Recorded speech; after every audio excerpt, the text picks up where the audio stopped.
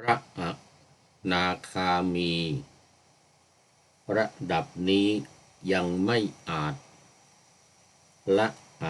วิชชาขาดจึงยังไม่พ้นจากวงจรการ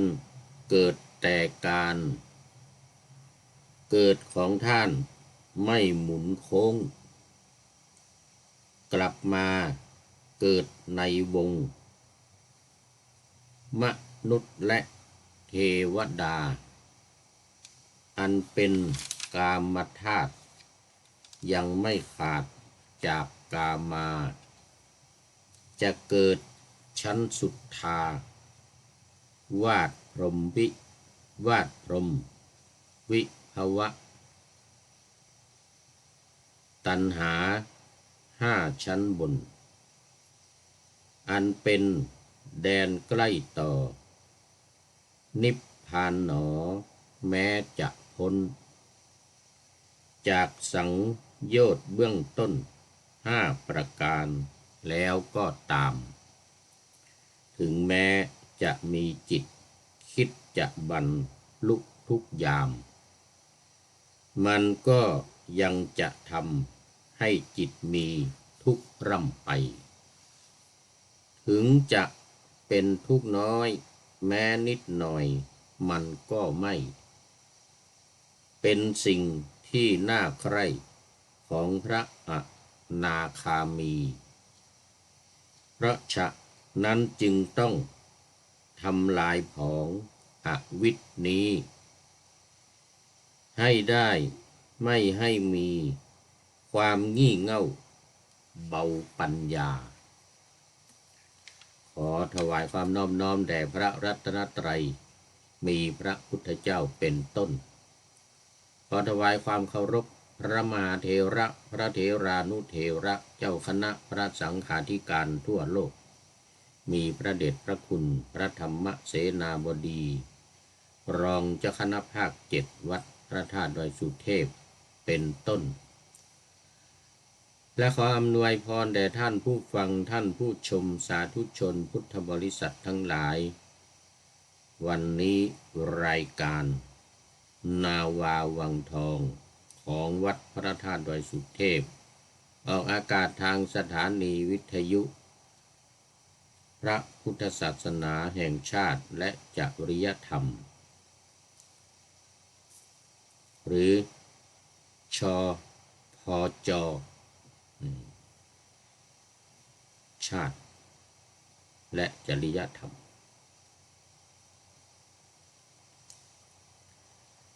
วัดพระธาตุดอยสุเทพมีพ่อครูวันลบนามวงพรหมเป็นผู้อำนวยการอาจารย์พระมหาประสิทธิ์ประสาธิโกเป็นหัวหน้าสถานีและอาตมภาพพระครูปริยัติยานุศาสตร์เป็นผู้บรรยายเป็นประจำในวันจันทร์ในวันศุกร์เสาร์อาทิตย์เวลา7:30 นาทีถึง8 นาฬิกาภาคบ่ายของวันศุกร์และวันเสาร์เวลา13 ถึง 14 นาฬิกา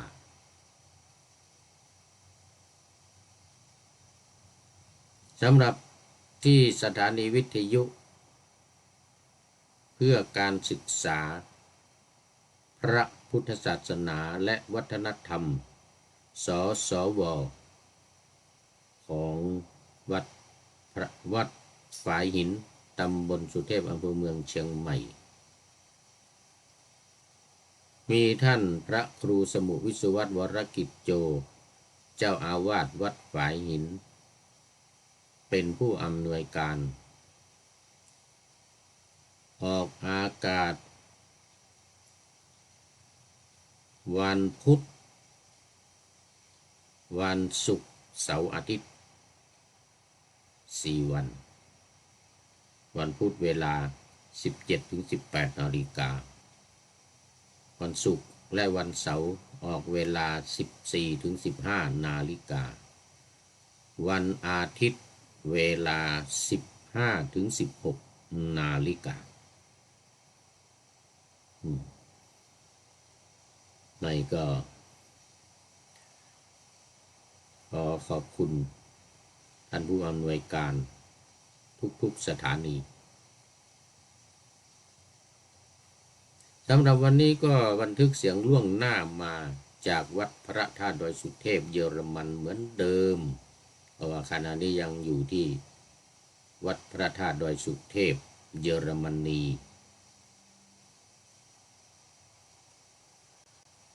ก็จะอยู่ไปถึงเดือนพฤศจิกายนเป็นเพื่อนกับพระธรรมทูตสายต่างประเทศเมื่อต้นเดือนนี้ก็กลับไปรูปหนึ่งคือท่านพระครูวิมลรัตนวัฒน์หรือหลวงพี่โจวัดพวกช้างเจ้าคณะตำบลหายยาเขต2กลับไปเมื่อวันที่1 เมษายนแล้ววันที่2ก็ท่านอาจารย์พระมหาสมชายธีระจิตโตวัดพรหมวงศารามกรุงเทพมหานครก็มาและจะอยู่ไปถึงวันที่29 พฤศจิกายนเป็นเวลา3 เดือนขาดไป2-3 วัน2 เดือนกว่าแล้วก็ก่อนหน้านั้นก็จะมีพระธรรมทูตที่พระเดชพระคุณหลวงพ่อจะส่งมาอีกในเดือนพฤศจิกายนนี้อีก1 รูปแล้วหลังจากนั้นเข้าพรรษาแล้วประมาณ15 วันหรือ20 วันก็ส่งมาอีกรูปหนึ่งในเดือน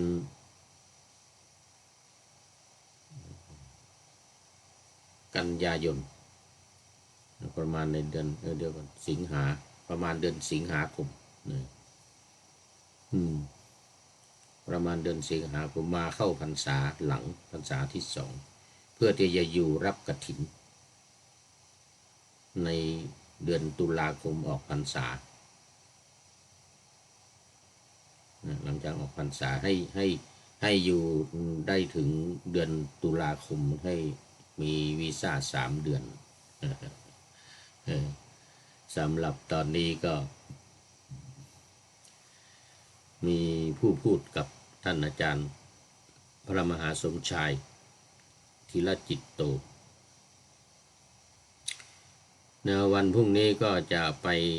ทำธุระไปดูแลวัดพระธาตุดอยสุเทพอีกวัดหนึ่งที่เซาวลันเมืองเฮอร์มาก็อยู่ใกล้กันนี่แหละไม่ไกลประมาณ 3-4 ชั่วโมงนั่งรถประมาณ3 ชั่วโมงกว่าซึ่งเป็นวัดพระธาตุดอยสุเทพเซาวลันอีกวัดหนึ่งอยู่ในภาคเดียวกันเนี่ยคือเซาวลันเหมือนกันแต่คนละเมืองไอ้นนเป็นเมืองเฮอร์มานี่เป็นเมืองฮิวชินบักเมืองซีเกนจังหวัดซีเกนเอาละตอนนี้ก็เข้ามาสู่เนื้อหาสาระของธรรมะกันว่า FC ทั้งหลายก็คงเข้าหลับเข้านอนกันแล้วตอนนี้มันดึก11:17 นาที5 ทุ่ม17 นาทีก็หลับไปพูดอยู่คนเดียวนี่ก็ได้ วันพรุ่งนี้เอาไปเปิด ตามเวลาในวันที่26ตอนนี้ต้องทำตุนไว้26 27 28ตอนเช้าเลยทีเดียวเพราะว่าไม่อยู่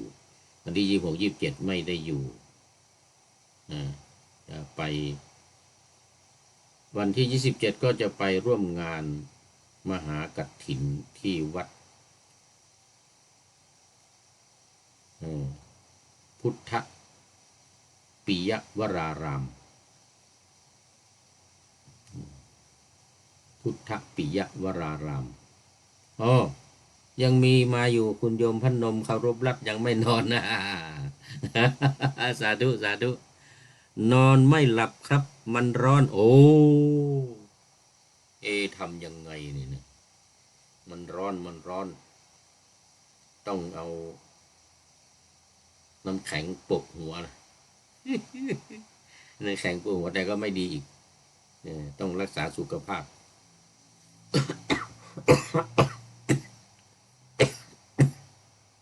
ขออภัยน้ำแข็งมันเย็นเกินไป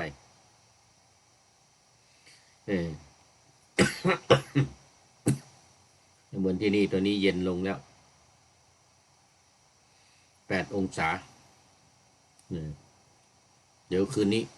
นี้จะลงต่ำสุด8 องศาสูงสุดวันนี้15ตอนนี้ลงมาแล้ว8 องศาจะอยู่เป็นอย่างนี้ไปเรื่อยๆตลอดคืนเลย8 องศา8 9อย่างนี้8 องศา9 องศาไม่ต่ำกว่า8เจริญพรคุณโยมพนมจากอ่างทองเป็นยังไงน้อนี่ทางอ่างทองพระเดชพระคุณหลวงพ่อเจ้าคุณพระเจ้าคุณอาจารย์พระมหาไพเราะดร.พระมหาไพเราะทิตศรีโลพระวชิรสิกขการวัดสระแก้วอดีตเจ้าคณะอำเภอป่าโมกแล้วอีกรูปหนึ่งวัดดอนบุพารามที่ศรีประจันคงสบายดีเนาะขอให้หลวงพ่อทั้ง2 รูปฝากความคิดถึงด้วยเด้อถ้าเจอก็ฝากความคิดถึงด้วยเอาละก็มาสู่เนื้อหาสาระกันเลยวันนี้ยังอยู่ในเรื่องเดิมคือข้อสุดท้ายของอวิชชาป้าไพข้อสุดท้ายของสังโยชน์เจ้าคุณทั้ง2สบายดีโอ้สาธุ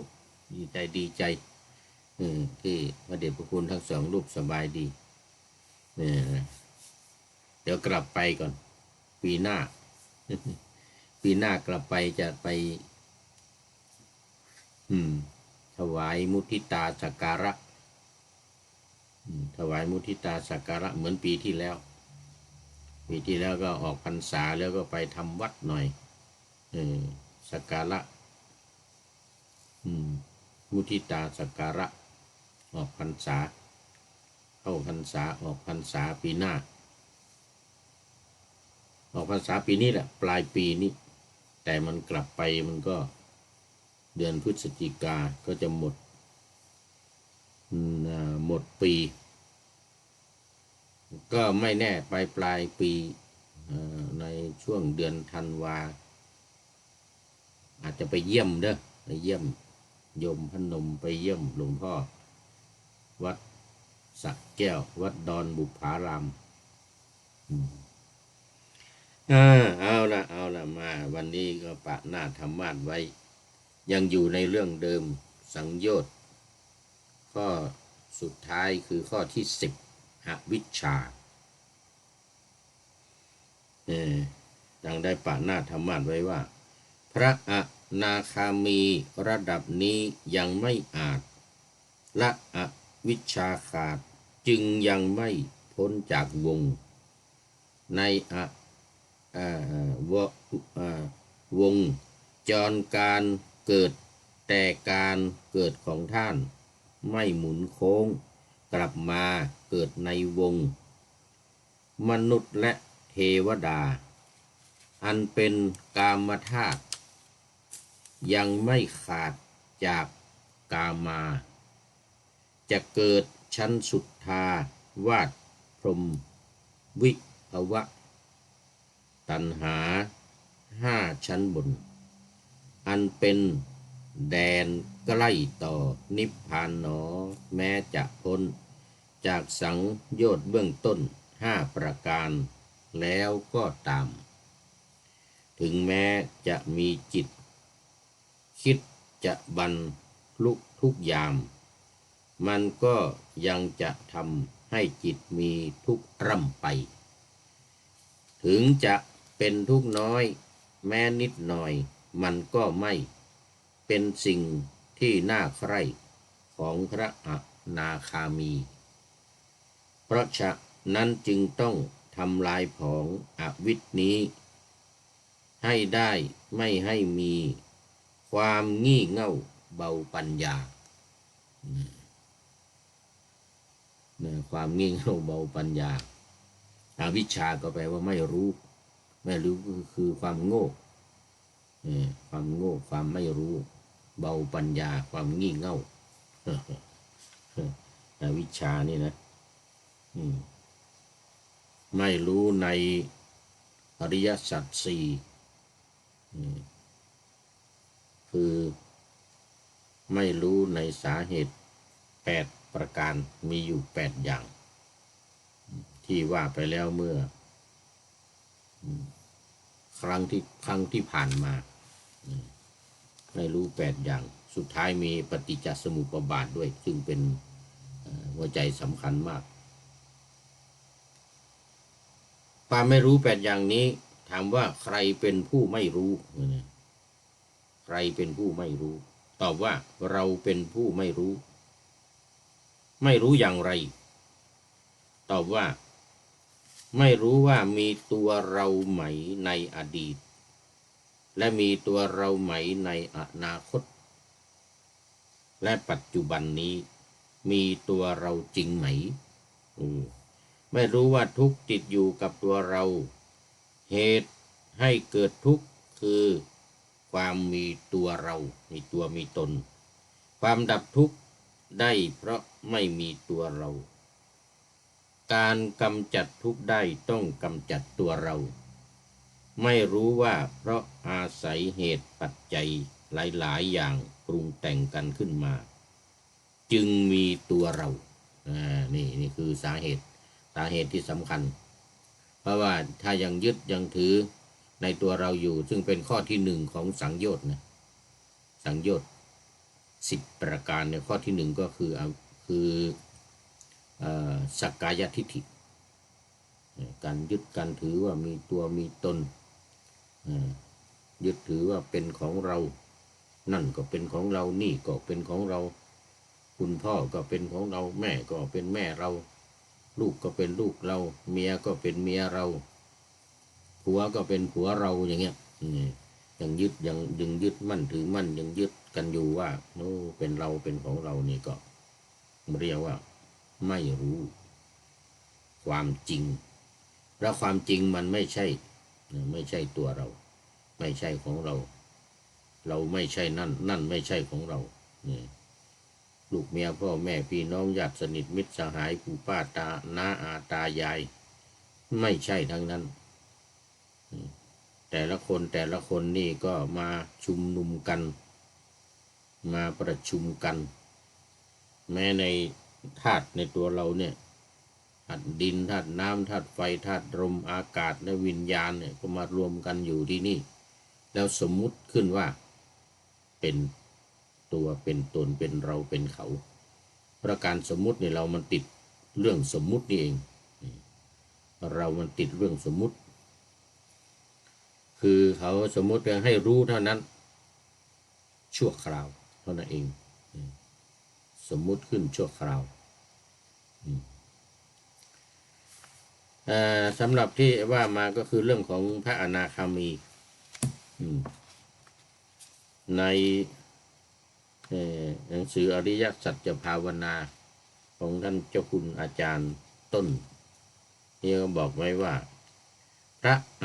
นาคามีในระดับนี้ยังไม่สามารถทำลายอวิชชาได้จึงยังไม่พ้นจากวงจรการเกิดแต่การเกิดของท่านจะไม่หมุนกลับมาเกิดในภพมนุษย์และเทวดาอีก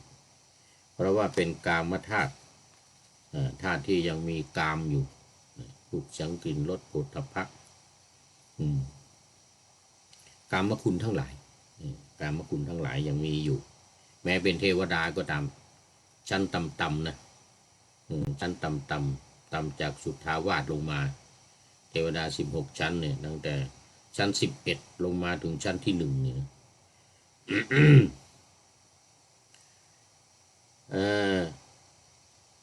เพราะการเกิดของท่านจะเกิดอยู่ในสุทธาวาสพรหมคือผู้ที่มีวิภวตัณหาคือตัณหาที่อยากมีอยากเป็นยิ่งขึ้นไปอันนี้ก็หมายถึงว่าอยากจะไปเกิดเป็นพรหมอยู่ในชั้นสุทธาวาส5ชั้นแต่ในชั้น12ถึงชั้น16เลยอวิหาอัตตปาสุทัสสาสุทัสสีอาการนิฐาชั้นอาการนิฐาเนี่ยเป็นชั้นสุดท้ายชั้นที่16เรียกว่าใกล้นิพพานที่สุดใกล้ยังไงเพราะว่าถ้าเป็นพระอนาคามีก็ไปต่อยอดพิจารณามีขันธ์4ขันธ์นะมีเวทนาสัญญาสังขารและวิญญาณเนี่ยก็จะสามารถต่อยอดพิจารณาอุทธัมภาคิยสังโยชน์ในเบื้องบนได้ถ้ามีขันธ์เดียวไม่ได้หมดสิทธิ์เลยหมดสิทธิ์นอกจากว่าจะเกิดในพรหมชั้นต่ำลงมาในพรหมชั้นต่ำลงมา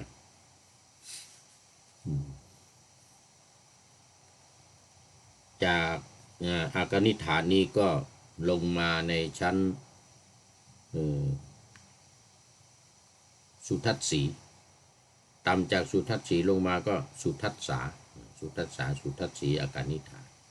ต่ำจากสุทัสสาลงมาก็อัตตปาอวิหาอัตตปาสุทัสสาสุทัสสีอากนิฐาพรหม5ชั้นนี้12อวิหา13อัตตปา14สุทัสสา15สุทัสสี16อากนิฐาที่ว่ามันใกล้นิพพานก็เพราะว่าสามารถต่อได้พระอนาคามีเนี่ยซึ่งแปลว่าไม่กลับมาเกิดอีกคือไม่เกิดในมนุษย์ไม่เกิดในเทวดา ชั้นต่ำลงมาอยู่ในชั้นสูง5ชั้น5ชั้น12ถึง16นี้5ชั้นนี้เท่านั้นแล้วก็จะบรรลุเป็นพระอรหันต์ได้ในชั้นสุทธาวาสนั้นโดยไม่ต้องกลับมาเกิดในเมืองมนุษย์อีกแต่ว่ามันนานจนลืมจนนับไม่ได้แต่มีความสุขนะอยู่ในนั้นมีความสุขไม่มีทุกข์เป็นผู้นิรัตทุกข์เขาเรียกว่าเป็นผู้นิรัตไม่มีทุกข์มีแต่สุขอย่างเดียวมีแต่สุขอย่างเดียวไม่มีทุกข์ไม่มีขันธ์ไม่มีรูปประขันธ์ไม่มีรูปประขันธ์มีเวทนาสัญญาสังขารแล้วก็วิญญาณอยู่กับจิตมูนี่อยู่กับจิตนะเวทนาสัญญาสังขารเนี่ยอยู่กับวิญญาณ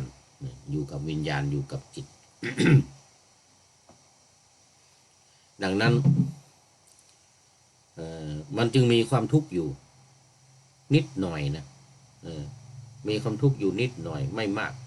มีความทุกข์อยู่ไม่มากแต่มีสุขมากสุขนานอยู่ในนั้นจะสุขมากสุขนานแต่ก็ไม่เป็นที่น่าปรารถนา เพราะว่าพระอนาคามีก็ปรารถนาจะพ้นจากทุกข์ไปเลยความหลงเนี่ยไม่ให้มีมันยังมีความหลงอยู่ไงราคะหมดแล้วโทสะหมดแล้วเนี่ยมันยังมีความหลงอยู่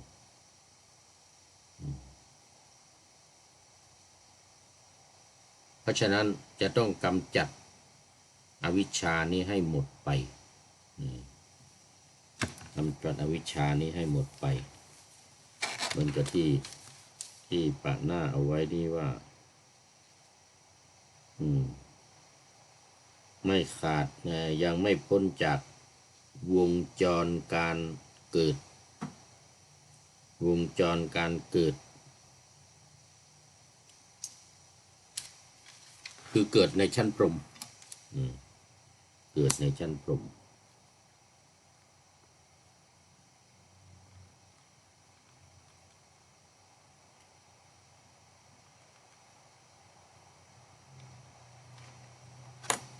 เกิดอยู่เกิดในชั้นพรหม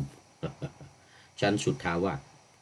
พรหมก็มีหลายชั้นนะตามจากสุทธาวาสมาอีกก็มีอีกชั้นที่11ถึงชั้น7ตั้งแต่7ขึ้นไปถึงชั้น11 1 ถึง 6ก็เรารู้จักกันดีชั้นที่7ขึ้นไปเนี่ยเขาเรียกว่าเป็นชั้นพรหม7 8 9 10 11ถึง16เทวดา16ชั้นเนี่ยมีพรหมอยู่10ชั้นคือ11ถึง16 11ถึง16เดี๋ยวก่อน7ถึง16 1 2 3 4 5 6เนี่ยเป็นชั้นกามาวจรเขาเรียกว่าเป็นพรหมเป็นพระเป็นเทวดาชั้นกามาวจรยังมีกามอยู่เดี๋ยวก่อนถึงชั้น11เลยกะถึงชั้น11เลย1 ถึง 6ตั้งแต่ดาวดึงส์ขึ้นไปนี่นะจาตุมมาราชิกาเนี่ยชั้นยามาชั้นจาตุมยามาชั้นดาวดึงส์นิมมานรดีปรนิมิตวสวัสดีดุสิตอีกดุสิตชั้นที่4ดุสิตนิมมานรดีชั้นที่5ปรนิมิตวสวัสดีชั้นที่6ที่7ถึง11นี่ลืมชื่อไป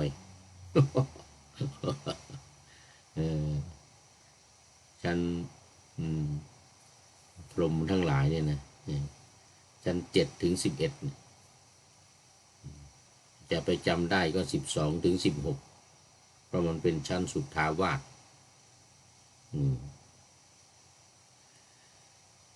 ไม่กลับมาอยู่ในวงของหมู่มนุษย์ซึ่งมันเป็นกามธาตุนี้ก็คือว่าเป็นไปในกามทั้งหลายรูปเสียงกลิ่นรสสัมผัสเนี่ยยังมีกามอยู่ยังไม่ขาดจากกามมาจะเกิดชั้นสุทธาวาสพรหมวิภวตัณหานี่วิภวตัณหานี่ก็คือว่ากามตัณหาความใคร่ในกามวิภวตัณหาความใคร่ในภพส่วนวิภวตัณหาเนี่ยความใคร่ในภพสูงขึ้นไปภพยิ่งขึ้นไปไม่อยากอยู่ในภพนี้แล้วแต่ว่าก็คืออยู่ออกจากภพนี้คือพ้นจากภพนี้แล้วก็ขึ้นไปสู่ภพสูงขึ้นไปเรียกว่าวิภวตัณหาคืออยากจะไปอยู่ในชั้นสุทธาวาสชั้นพรหมสุทธาวาสเนี่ยเขามีไว้สำหรับพระอนาคามีเท่านั้นนะที่ไม่เป็นอนาคามีนี่ห้ามขึ้นไปในชั้นสุทธาวาสตั้งแต่อวิหาอัตตปาสุทัสสาสุทัสสีอากนิฐาเนี่ยเรียกชั้นสุทธาวาสเป็นพรหมที่ไม่มี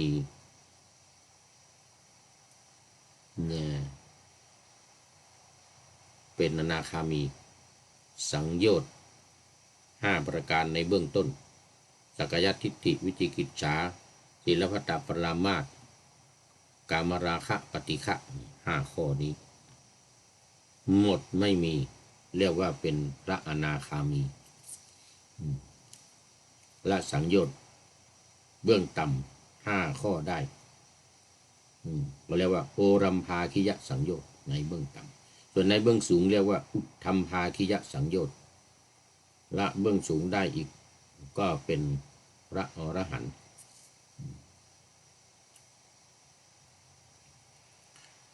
อันเป็นแดนใกล้ต่อนิพพานหนอแม้จะพ้นจากสังโยชน์เบื้องต้น5 ประการแล้วก็ตามถึงแม้จะมีจิตคิดจะบรรลุทุกยามมันก็ยังจะทำให้จิตมีทุกข์ร่ำไปมีทุกข์อยู่แต่มันทุกข์น้อยๆถึงจะเป็นทุกข์น้อยแม้นิดหน่อยมันก็ไม่เป็นสิ่งที่น่าใคร่ของพระอนาคามีเพราะฉะนั้นจึงต้องทำลายผองอวิชนี้อวิชก็คืออวิชชาเนี่ยสะกดเข้าไปใส่การลันเข้าไปเป็นอวิชหรืออวิชคืออวิชชานี้ให้ได้ไม่ให้มีความงี่เง่าเบาปัญญานี่ก็ถือว่าเป็นชั้นสุดของอวิชชา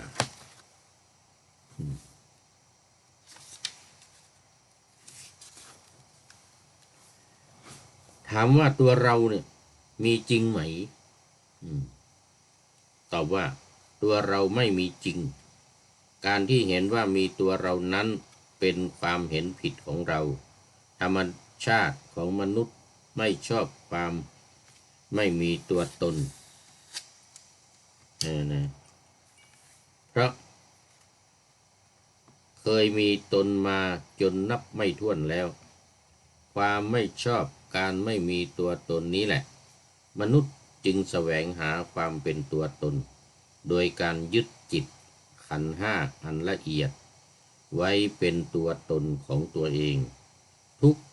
จึงมีขึ้นเพราะอาศัยความมีตัวตนเมื่อไม่รู้จักตัวตนที่แท้จริงของตัวเองว่าเราไม่มีตัวเราไม่มีตนอวิชชาจึงตั้งอยู่ไม่ได้และพร้อมที่จะเป็นเหตุปัจจัยสืบต่อให้เกิดสังขารกุศลและสังขารอกุศลและสังขารเพื่อรักษาความเป็นตัวตนไว้ที่อกนิฏฐพรหมอกนิฏฐพรหมจึงเป็นที่อยู่ของพระอนาคามีในชั้นนี้ถึงแม้จะมีที่อยู่อันวิเศษสุดยอดก็ตามแต่ก็ยังไม่พ้นจากความเป็นสังขารอยู่ดีสังขารทั้งหลายทั้งปวงไม่เที่ยงสิ่งใดไม่เที่ยงสิ่งนั้นย่อมเป็นทุกข์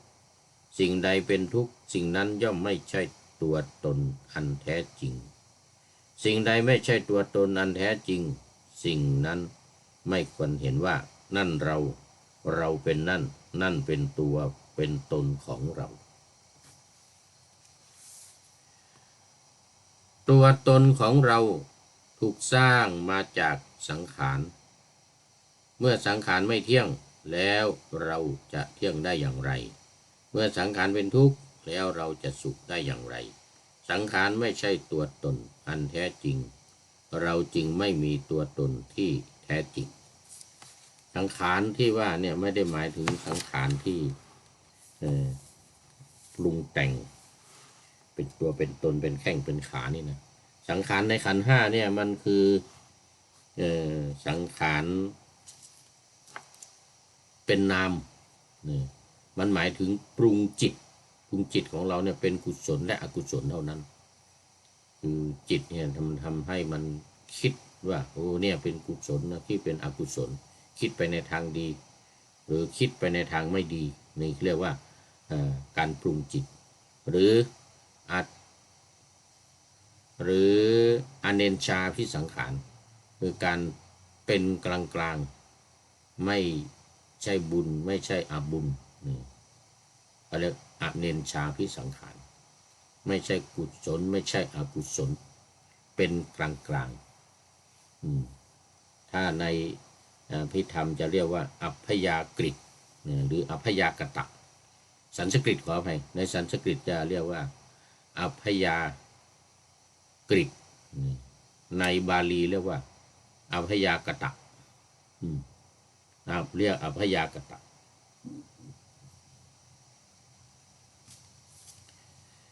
ตัวตนของเราที่มีอยู่ตอนนี้เป็นเพียงสภาพอันหนึ่งที่สืบต่อ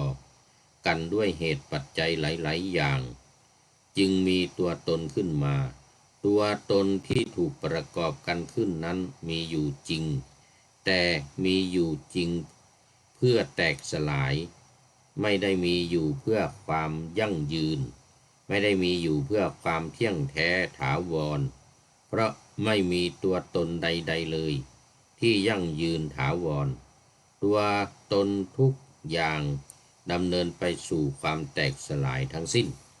อันนี้หมายถึงตัวจริงนี่นะหมายถึงตัวตนที่เป็นเนื้อเป็นหนังเป็นแข้งเป็นขา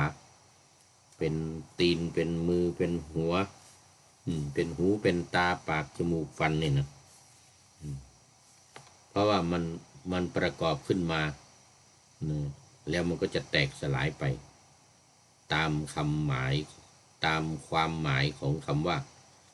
รูปะรูปะนี่มันแปลว่าแตกสลายแปลว่าทำลายเมื่อพิจารณาถึงที่สุดแห่งความแตกสลายของจิตอยู่บ่อยๆจึงได้มีความเห็นอันถูกต้องขึ้นมาว่าเราไม่มีในอดีตเราไม่มีในอนาคตเราไม่มีในปัจจุบันขันธ์ห้าเป็นทุกข์เหตุให้เกิดทุกข์คืออวิชชาเมื่ออวิชชาดับทุกข์จึงดับมรรคแปดเป็นหนทางดับแห่งอวิชชาการมีอยู่ของขันธ์ห้ามาจากกระบวนการสืบต่อด้วยเหตุและปัจจัยด้วยเหตุและปัจจัยเท่านั้นเมื่อผู้ปฏิบัติรู้ชัดเจนเช่นนี้แล้วภพชาติในจิตจะถูกทำลายไปจตุทัชฌานจะเกิดขึ้นมาแทรกตอนนี้เมื่อทำหน้าที่ของสัมมาสมาธิพร้อมกับการเห็นพระนิพพานในกระแสที่สี่เมื่อภพชาติถูกทำลายจิตจะทำลายตัวเองจนไม่เหลือสภาพความเป็นจิตอัตตาตัวตน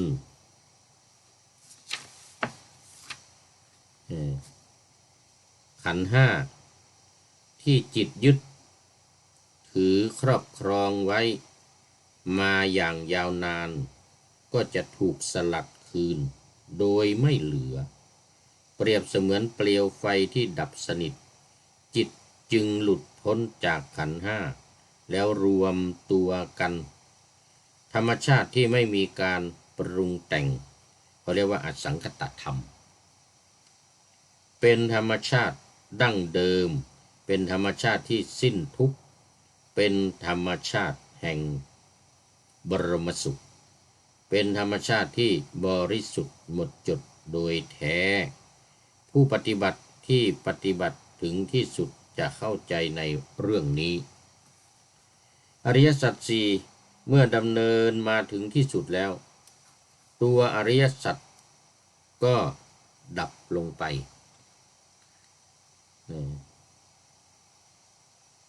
เช่นกันไม่มีอะไรให้กำหนดอีกต่อไปเพราะทุกอย่างถูกสลัดคืนหมดทุกเหตุให้เกิดทุกข์ความดับทุกข์ทางปฏิบัติให้ถึงความดับทุกข์ยังมีเพราะอาศัยขันธ์ห้าเท่านั้นเมื่อรู้ขันธ์ห้าชัดเจนแจ่มแจ้งแล้วและขันธ์ห้าถูกปล่อยวางไว้ตามความเป็นจริงจึงไม่มีกิจใดๆที่จะกระทำต่ออริยสัจนี้อีกนี่แหละที่เรียกว่าถึงที่สุดแห่งทุกข์โดยชอบอันนี้ก็เป็น ข้อความที่อธิบายถึงความเป็นที่สุดแห่งทุกข์ทั้งปวงหรือการบรรลุเป็นพระอรหันต์ไม่ว่าจะระดับไหนระดับพระอริยสาวกหรือระดับโสดาบันสกทาคามีอนาคามีจนถึงอรหันต์เนี่ยทุกระดับเนี่ยมันขึ้นอยู่กับว่าคือการรู้แจ้งเห็นจริงแล้วละได้ด้วยรู้แจ้งเห็นจริงอะไรก็คือความรู้ทั้ง8อย่างดังที่กล่าวมานี่พอจะสรุปได้ว่าอวิชชาเนี่ยที่ว่าไม่รู้เนี่ยคือไม่รู้ขันธ์ในอดีตคือขันธ์ห้าของเราเนี่ยว่าในอดีตเนี่ยเรามีหรือเปล่าแล้วในปัจจุบันเนี่ยเรามีหรือเปล่าในอนาคตเรามีหรือเปล่าถ้ายังยึดถือยึดมั่นอยู่ก็ยังถือว่ามีเพราะว่าเนี่ยของเราเนี่ย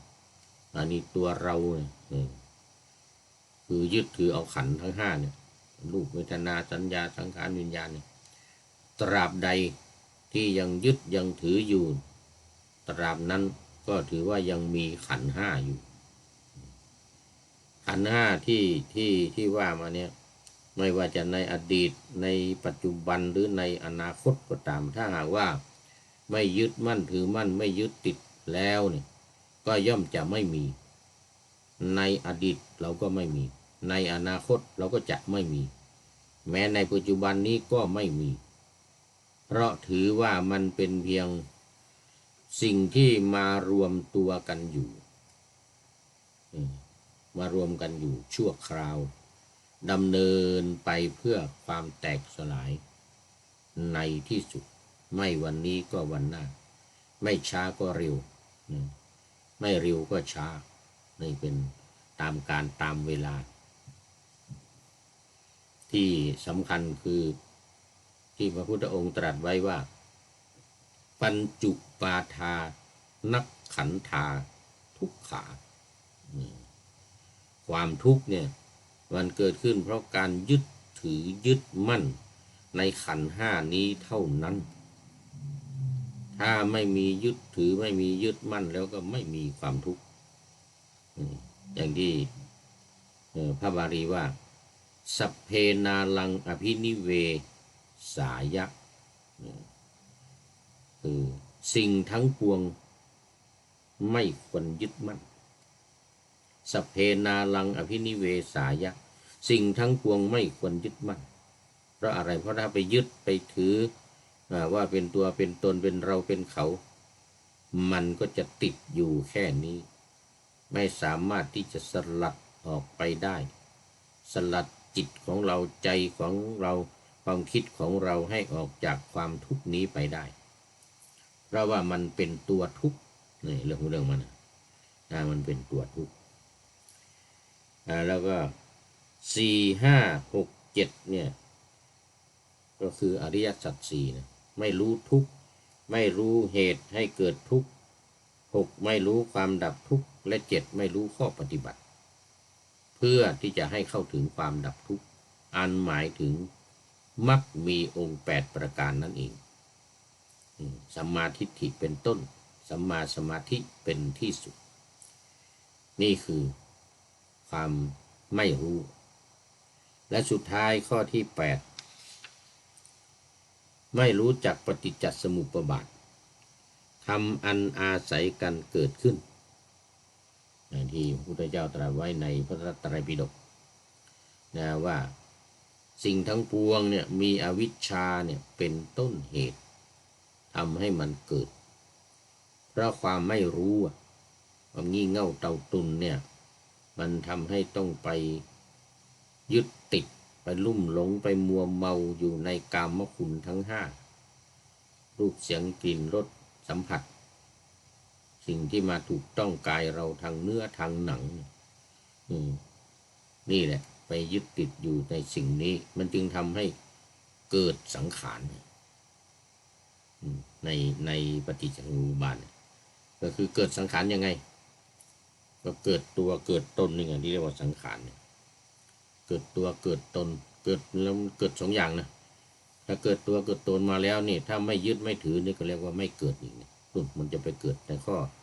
ที่11นู่นนะคือชาติตัวนั้นหมายถึงการเกิดกิเลสเกิดการยึดการถือเริ่มมาจากอุปาทานนั่นนะอุปาทานแล้วก็ภพแล้วก็ชาติอันนั้นนี่ตัวเราเกิดแล้วร่างกายเกิดแล้วร่างกายเกิดแต่ตอนแรกสังขารครั้งแรกสังขารครั้งแรกที่มีที่เมื่อไม่รู้แล้วก็ลุ่มหลงมัวเมาอยู่ในกามคุณก็เกิดเป็นทำให้เกิดตัวเกิดตนขึ้นมาเนี่ยระหว่างคุณผู้หญิงกับคุณผู้ชายมีข้อที่5เนี่ยกามคุณข้อที่5คือผัสสะผัสสะคือการถูกต้องการสัมผัสกันของร่างกายทำให้เกิดการละขึ้นมาแล้วจิตก็เข้ามาปฏิสนธิก็เรียกว่าวิญญาณธาตุ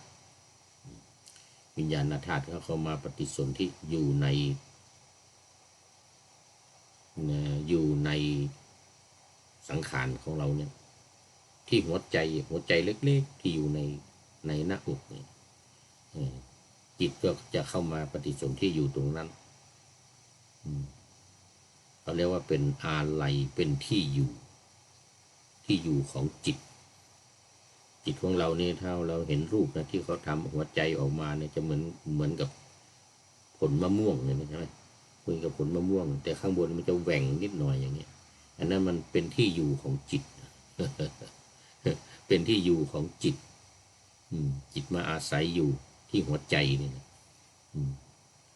เรียกว่าวิญญาณจิตกับวิญญาณเนี่ยมันมาด้วยกันมันมาพร้อมกันนี่แหละมีจิตก็มีวิญญาณถ้าไม่มีวิญญาณก็ไม่มีจิตอันนั้นก็คือวิญญาณคืออะไรคือจิตที่ตัวรู้ไงตัวรู้ที่เกิดอยู่กับจิตเนี่ยถ้าไม่มีวิญญาณเนี่ยจิตนี่ก็ไม่รู้นะจิตนี่ก็ไม่รู้เหมือนกันอันนั้นไอ้ที่ว่าตัวรู้ที่ว่าเรารู้เนี่ยมันคือจิตนี่แหละรู้ผ่านทางไหนผ่านทางตาผ่านทางหูทางจมูกทางลิ้นทางกายและทางใจเมื่อความรู้เกิดขึ้นผ่านทางอินทรีย์ทั้ง6นี้เนี่ยมันเกิดมาจากอันดับที่5ที่6นู่นแล้วไอ้ที่ต้นสำคัญมันคือสังขารที่เป็นประกอบเป็นตัวเป็นตนเนี่ยเพราะความไม่รู้ของคุณพ่อคุณแม่คุณผู้หญิงผู้ชายที่มีเพศสัมพันธ์กันแล้วก็ทำให้อสุจิไปผสมกันเนี่ยรังไข่ของผู้หญิงที่แก่ออกมาแตกออกมาเนี่ยก็กลายเป็นก้อนเลือดก่อนเขาเรียกกาละเนี่ยก้อนเลือดอยู่ในครรภ์ของมารดาอยู่ในท้องของมารดาเนี่ยเสร็จแล้วก็วิญญาณเข้าไปปฏิสนธิถามว่ามันเข้าไปยังไงวิญญาณนี่มันไม่เป็นตัวเป็นตนอย่างนี้นะมันไม่เป็นเนื้อเป็นหนังอะไรอย่างเนี้ยในไอ้วิญญาณเนี่ยนะมันเข้าไปได้เข้าไปข้างในตัวของเราเนี่ยเข้ามาในตัวของคุณแม่เข้ามาในตัวของผู้หญิงเนี่ยเข้าไปปฏิสนธิอยู่ในก้อนเลือดกะละเนี่ยเขาเรียกว่ากะละเมื่อมีการผสมกันมีเพศสัมพันธ์แล้วก็เกิดก้อนนั้นขึ้นมาเพราะฉะนั้น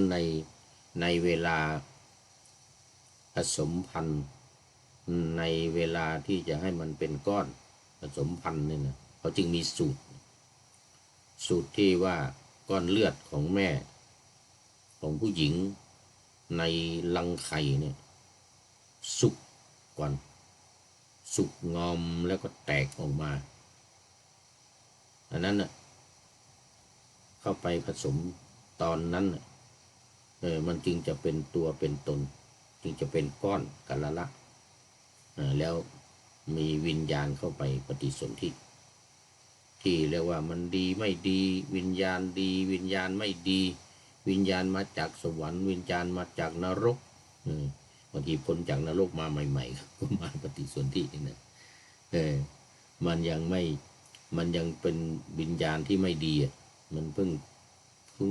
พ้นโทษออกมานะเหมือนกับคนที่พ้นจากคุกไปใหม่ๆเนี่ยคนออกคุกไปเนี่ยนะยังไว้ใจไม่ได้นะเช่นคนที่ฆ่าคนแล้วไปติดคุกเนี่ยนะพอออกมาแล้วเนี่ยจิตของมันยังจิตของคนที่ฆ่าคนเนี่ยมันยังเหี้ยมโหดอยู่มันยังเหี้ยมโหดอยู่ผู้นี้เคยไป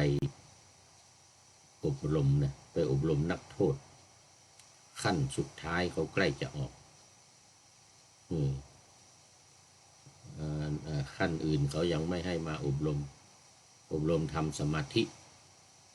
พูดเสร็จแล้วให้ทำสมาธิภาวนาเนี่ยอบรมจิตเนี่ยคนที่เป็นนักโทษอุกชะกันนักโทษที่เหี้ยมโหดฆ่าคนเนี่ยนะไปอบรมเนี่ยไปนำทำสมาธิภาวนาเนี่ยไม่สงบไม่ได้ทำไม่ได้เพราะอะไรเพราะความผิดเขามีเขาฆ่าคนมาเขาทำร้ายอันตรายแก่คนอื่นมาเนี่ยมันฝังอยู่ในจิตในใจในความคิดของเขาฝังอยู่ในความคิดในจิตในใจของเขาอยู่ตลอดมันได้ฆ่าคนนั้นฆ่าคนนี้ทำร้ายคนนั้นทำร้ายคนนี้แล้วก็ถูกจับได้สารภาพมาติดคุกเนี่ยจะกี่ปีก็ตามมันยังฝังอยู่ในใจจะให้ปฏิบัติเนี่ยไปเทศให้ฟังก็ไม่ฟังเลยไม่ฟังเลยในคุกเนี่ยเคยไปเทศเนี่ยบางทีมันนัดกันนะคือคนอยู่ในคุกในคอกเนี่ยนะเราไปเทศให้ฟังเราอยู่กันเป็นร้อยนะมัน อย่างนี้นะมันนัดกันหมดเลยนัดกันหมดแต่ก่อนพระจะเทศเนี่ยเขาบอกเดี๋ยวก่อนจะแฮมก่อนเลยนะจะไอ้นี่เนื้อต่อกันนี่นะแฮมไม่นะอย่างนี้นะต่อกันนะเขาบอกว่าให้หมดก่อนเหมือนกันนะไปเต็มหมดเลยเป็นร้อยโอ้กว่ามันจะกระแอมเสร็จนะกระแอมเสร็จแล้วเราจะได้เทศเนี่ยใช้เวลาจะเป็น10 นาทีอันนั้นนี่มันยึกยักแฮมนักโทษเคยไปเทศมาแล้วหลายคุกหลายแห่งเพราะฉะนั้นผู้คุมโดยเฉพาะอนุศาสตร์ที่อยู่ในคุกนะไม่ใช่คนติดคุกนะแต่ว่าเป็นคนไปสอนนักโทษเป็นอนุศาสตร์เขาเรียกอนุศาสตร์ประจำเรือนจำต้องคอยดูแลคอยคุมนักโทษที่จะมาฟังเทศเนี่ยนะเวลานิมนต์พระไปเทศเนี่ย7 วันเขาจะมีครั้งหนึ่งไปโดนครั้งหนึ่งที่รู้สึกว่าที่กรุงเทพนะแถวบางขวางหรือแถวในที่หนึ่งเนี่ยนะนานมาแล้ว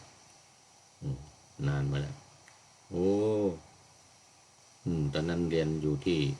มหาจุฬากรุงเทพวัดมหาธาตุก็อนุศาสตร์นี่แหละอนุศาสนาจารย์ที่ประจำอยู่เรือนจำเนี่ยมานิมนต์ไปเทศเนี่ยไปให้นักโทษฟังเพราะฉะนั้นในที่เชียงใหม่ที่คุกที่เชียงใหม่นี่เขาจึงจะคนที่อยู่เข้ามาใหม่หรืออะไรต่างๆนี่เขาจะยังไม่ให้ฟังเทศโดยเฉพาะเขาจะจัดให้คนที่ใกล้จะออกจากคุกคนจะพ้นโทษจะออกไปเหลืออีก7 วัน15 วันหรือ1 เดือนอะไรกันนะอันนี้จัดอบรมจัดให้เพื่อจะออกไปข้างนอกกลับตัวกลับใจให้ปฏิบัติทำสมาธินี่ ไปอบรมไปพูดให้ฟังแล้วก็นำปฏิบัติคนปฏิบัติไม่ได้นี่โอ้ไม่สามารถปฏิบัติได้อันนี้มันอยู่ที่จิตอยู่ที่จิตจิตมันยังฝังใจอกุศลนั้นมันยังฝังใจออกยากออกยากเพราะฉะนั้นการปฏิบัติเนี่ยเราจึงเน้นให้มีศีลบริสุทธิ์ศีลบริสุทธิ์เพราะนั้นศีลบริสุทธิ์ก็มาจากการความประพฤติที่ผ่านมาเนี่ยลบล้างทำยังไงให้ไม่ให้ไปคิดถึงความชั่วความไม่ดีที่ทำมาที่ทำให้ศีลบริสุทธิ์ขึ้นมาได้แล้วเมื่อศีลบริสุทธิ์แล้วก็สมาธิจะเกิดง่ายเมื่อไม่มีสมาธิเมื่อจิตฟุ้งซ่านจิตที่นึกถึงแต่ความดีของเดี๋ยวความไม่ดีความผิดของตัวเองผิดศีลที่ตัวเองผิดมาเนี่ยมันก็ไม่สามารถที่จะสงบได้เนี่ยก็ไม่สามารถที่จะฟังเทศได้อย่างว่าไม่สามารถที่จะปฏิบัติได้นี่เพราะฉะนั้นศีลจึงเป็นเบื้องต้นที่สำคัญที่จะต้องชำระที่จะต้องปฏิบัติเพื่อให้มันคลายมันจางออกจากความชั่วความไม่ดีทั้งหลายเนี่ยมาทำความดีมารักษาศีลเขาเรียกว่ารักษาศีลให้มันเป็นปกติเอาแล้ววันนี้ดูไปดูหมดเวลาสังโยชน์ข้อสุดท้ายข้อที่10คืออวิชชาคืออวิชชาก็ละตัดออกไปให้ได้ให้หมดวันนี้คุณโยมพนมเคารพรักก็เป็นท่านสุดท้ายเข้ามาในรายการวันนี้ อโมทนาสาธุเป็นอย่างยิ่งแล้วก็ทุกท่านที่เข้ามาแล้วและผ่านไปแล้วที่ผ่านไปแล้วทุกท่านที่เข้ามาแล้วนะโมทนาขอนำนาวาวังทองไปก่อนแล้วจะย้อนมาใหม่ในวันหน้าคือวันพุธศุกร์เสาร์อาทิตย์ตามตารางเวลาที่วางอยู่ข้างในเป็นธรรมะจากพระราชวังเป็นนาวาโด่งดังสว่างไสวเป็นทองคำล้ำค่ากว่าสิ่งใดชุบชีวิตจิตใจให้ใสงามขอเชิญท่านทั้งหลายนำไปท่องตามคุณของพระรัตนสามพุทโธเมนาโถธัมโมตามสังโฆเมนาโถยามภาวนาว่าบ่อยๆซ้ำๆจำในจิตจนมันติดในใจไม่หายหน้านอนนั่งยืนเดินจำทุกเวลาตั้งแต่ตื่นขึ้นมาถึงหลับไปขอทุกท่านได้ผลจากปฏิบัติได้กำจัดความทุกข์พบสุขใสพลันปลอดโปร่งโล่งสบายทั้งกายใจอยู่ที่ใดใจสงบพบนิพพานขอเจริญพร